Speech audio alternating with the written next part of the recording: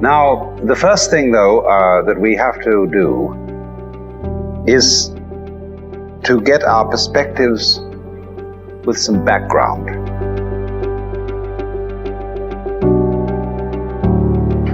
About the basic ideas which, as Westerners living today in the United States, influence our everyday common sense, our fundamental notions about what life is about.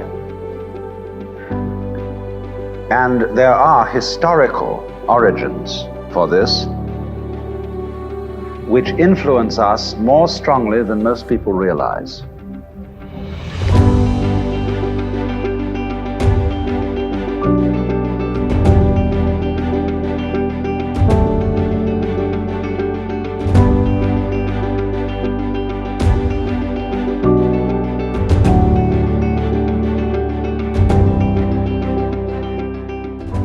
Ideas of the world, which are built into the very nature of the language we use, and of our ideas of logic and of what makes sense altogether.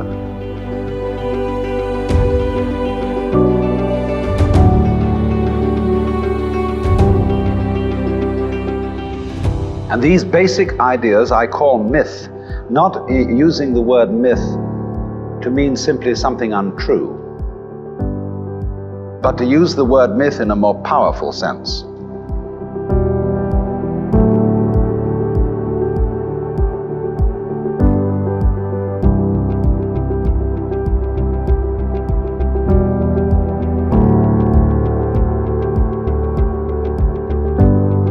A myth is an image in terms of which we try to make sense of the world. Now, for example, a myth in a way is a metaphor. If you want to explain electricity to someone who doesn't know anything about electricity, you say, well, you talk about an electric current. Now, the word current is borrowed from rivers. It's borrowed from hydraulics. And so you explain electricity in terms of water.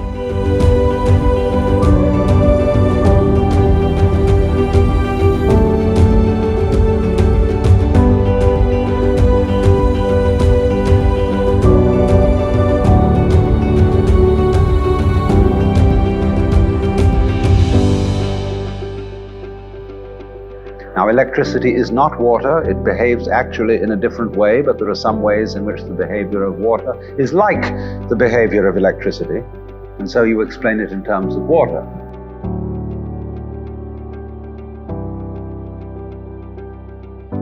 Or if you're an astronomer and you want to explain to people what you mean by an expanding universe and curved space, you say, well, it's as if you had a black balloon, and there are white dots on the black balloon, and those dots represent galaxies. And as you blow the balloon up, uniformly, all of them grow and grow farther apart. But you're using an analogy. The actual universe is not a balloon with white dots on it. So in the same way, we use these sort of images to try and make sense of the world, and we at present are living under the influence of two very powerful images, which are, in the present state of scientific knowledge, inadequate.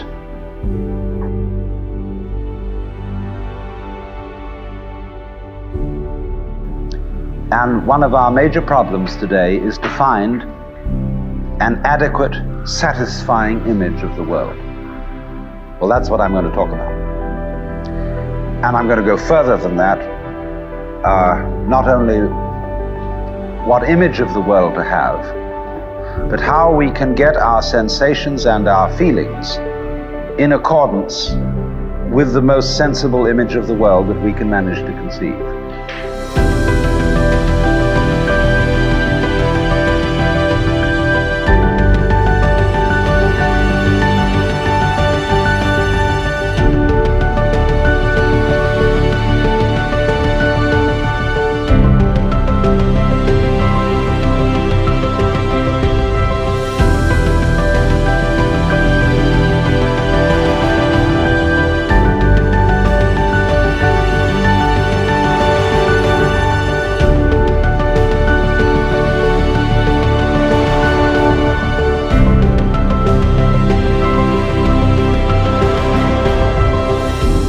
Now, the two images which we have been working under for 2,000 years and maybe more are what I would call two models of the universe. And the first is called the ceramic model, and the second, the fully automatic model. The ceramic model of the universe is based on the book of Genesis, from which Judaism, Islam, and Christianity derive their basic picture of the world. And the image of the world in the book of Genesis is that the world is an artifact. It is made. As a potter takes clay and forms pots out of it, or as a carpenter takes wood and makes tables and chairs out of it.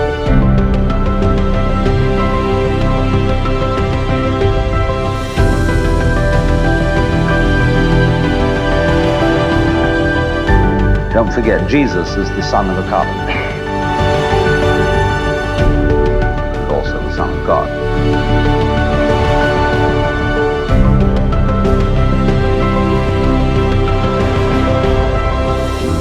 So the image of God and of the world is based on the idea of God as a technician, potter, carpenter, architect, who has in mind a plan and who fashions the universe in accordance with that plan.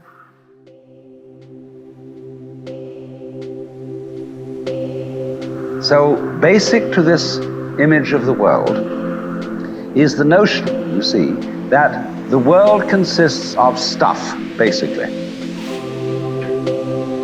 Primordial matter, substance, stuff, as pots are made of clay.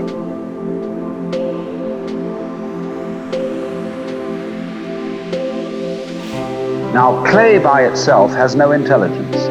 Clay does not of itself become a pot, although a good potter may think otherwise. Because if you were a really good potter, you don't impose your will on the clay. You ask any given lump of clay what it wants to become, and you help it to do that. And then you become a genius.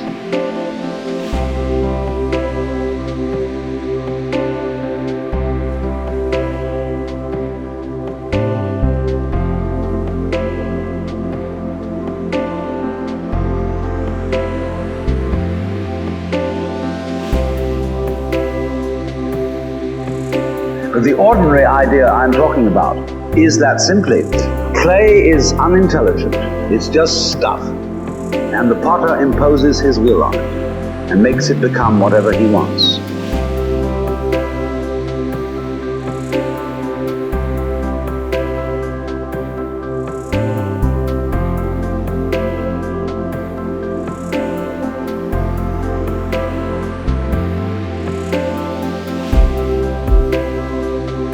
And so in the book of Genesis, the Lord God creates Adam out of the dust of the earth. In other words, he makes a clay figurine, and then he breathes into it, and it becomes alive.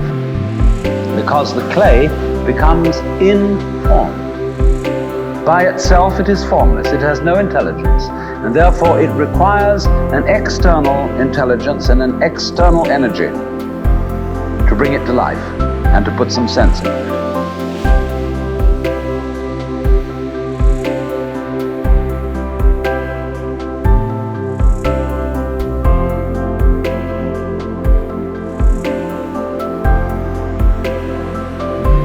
So in this way, we inherit a conception of ourselves as being artifacts, as being made, and it is perfectly natural in our culture for a child to ask its mother, how was I made? Or who made me? And this is a very, very powerful idea. But for example, it is not shared by the Chinese or by the Hindus.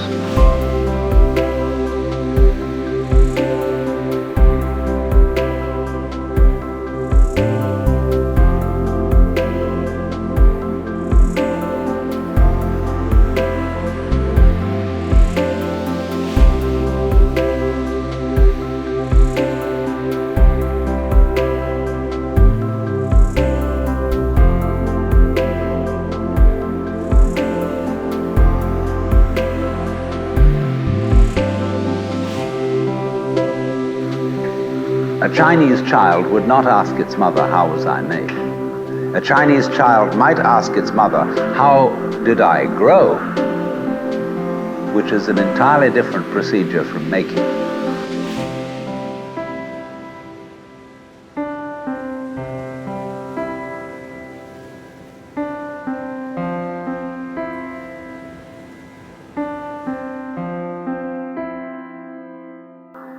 You see, when you make some of a living cell in the womb, progressively complicates itself. And that's the growing process, and it's quite different from the making process. But we have thought historically, you see, of the world as something made, the idea being that trees, for example, are constructions, just as tables and houses are constructions. And so there is, for that reason, a fundamental difference between the made and the maker. And this image, this ceramic model of the universe, originated in cultures where the form of government was monarchical.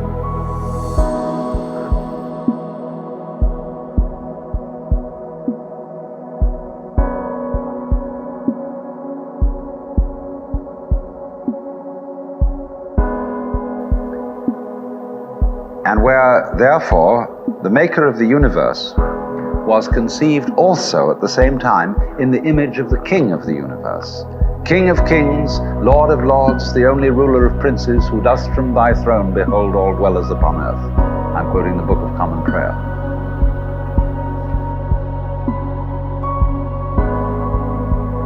And so, all those people who are oriented to the universe in that way feel related to basic reality as a subject to a king.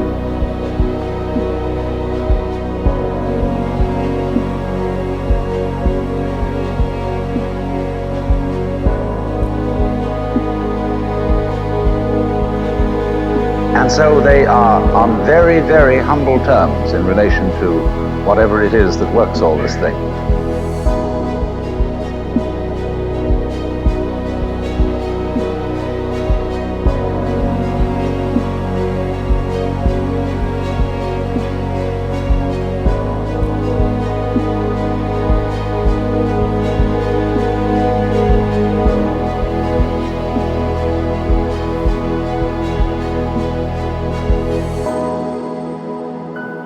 You, as a human being, you grow out of this physical universe in just exactly the same way that an apple grows off an apple tree. So let's say the tree which grows apples is a tree which apples, using apple as a verb. And a world in which human beings arrive is a world that peoples.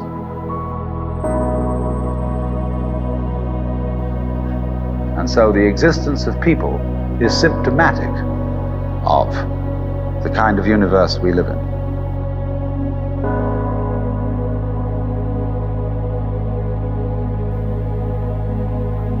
Just as spots on somebody's skin are symptomatic of chickenpox. Just as hair on a head is symptomatic of what's going on in the organism. But we have been brought up by reason of our two great myths, the ceramic and the fully automatic, not to feel that we belong in the world. So our popular speech reflects it. We say, I came into this world. You didn't, you came out of it. We say, face facts. We talk about encounters with reality, as if it was a head-on meeting of completely alien agencies, and the average person has the sensation that he is a somewhat that exists inside a bag of skin, the center of consciousness, which looks out at this thing and what the hell is he going to do to me?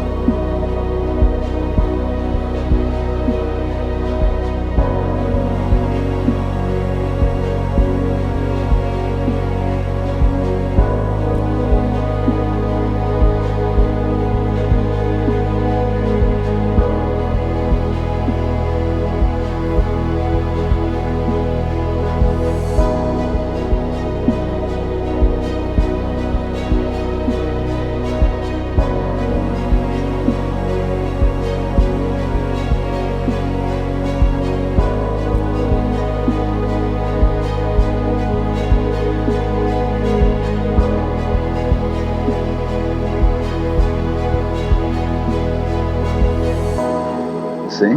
I recognize you. You kind of look like me, and I've seen myself in a mirror, and you look like you might be people. So maybe you're intelligent, maybe you can love too. And perhaps you're all right. Some of you are anyway. If you've got the right color of skin, or you have the right religion, or whatever it is, you're okay. But there are all those people over in Asia, Africa, and they may not really be people.